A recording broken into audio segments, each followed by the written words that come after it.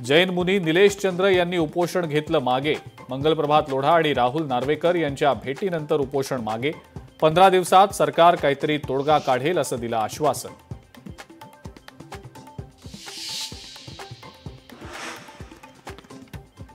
मुख्यमंत्री फडणवीसांनी आदित्य ठाकरेंना पप्पूची उपमा दिल्यानंतर भाजप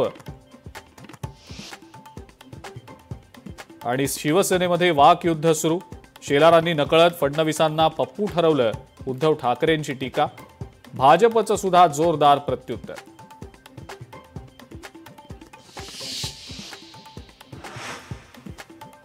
मतदार यादीवरनं धार्मिक राजकारणाला वेग। ठाकरेंना केवळ भोईर पाटील हेच दुबार मतदार दिसले, अन्सारी शेख दिसले नाही का? शेलारांचा सवाल तर बोगस मतदार असल्याचं मान्य केल्यानं आभार। रोहित पवारांचा पलटवार। सुषमा अंधारेंचा फलटण पोलीस स्टेशनवर मोर्चा। एपीआयनं महिला डॉक्टरला टॉर्चर केलं, अंधारेंचा आरोप।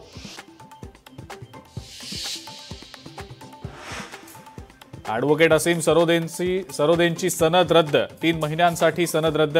सार्वजनिक कार्यक्रमात न्याय व्यवस्था, राज्यपाल आणि विधानसभा अध्यक्षांसंदर्भात केली होती वादग्रस्त वक्तव्य।